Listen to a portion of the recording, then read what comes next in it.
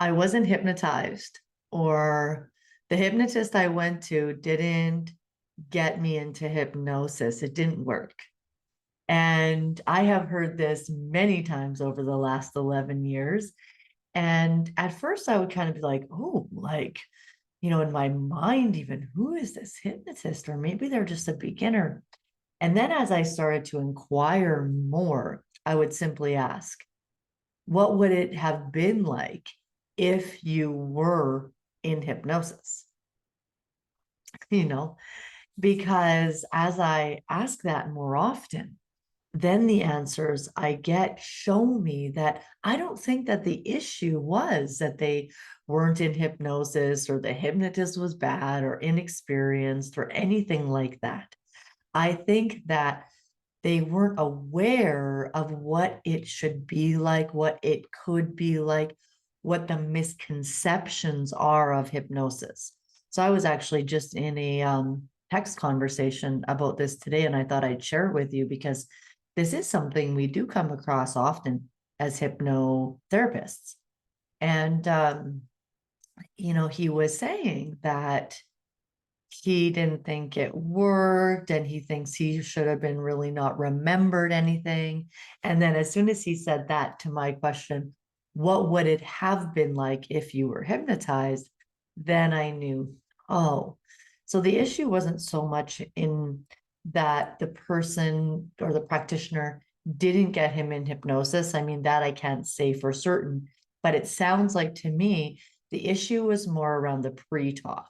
Either he wasn't properly prepped to understand what to expect or what it's not like.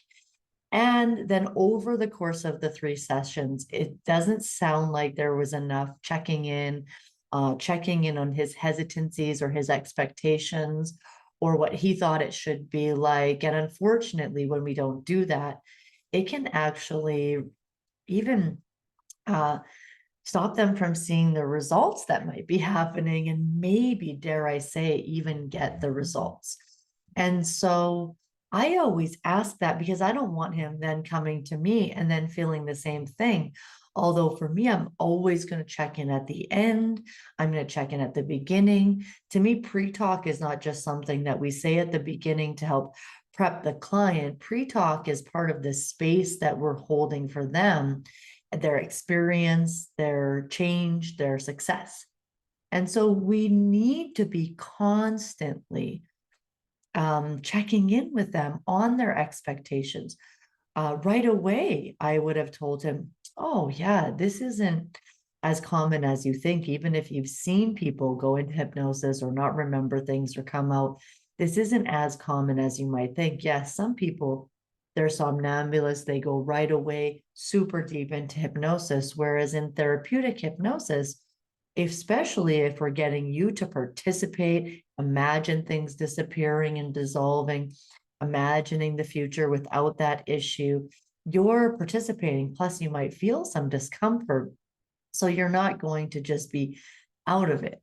And then I might also say something about how, yeah, and over time, people do go deeper and with self hypnosis. So somebody could experience that or even experience that spontaneously. But whether you experience that or not does not mean that you didn't go into hypnosis. And this is the main point. We know as hypnosis practitioners that any level can be, I shouldn't say any level, but even light levels of hypnosis are effective for creating most of the change that we're looking to create in hypnosis.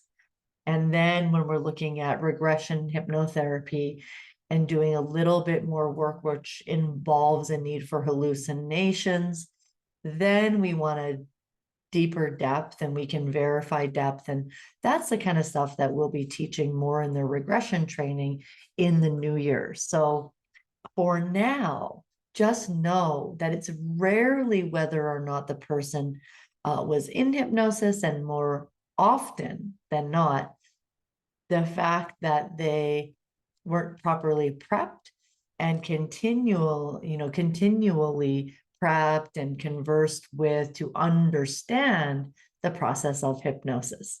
So hope you found that helpful. Ciao for now.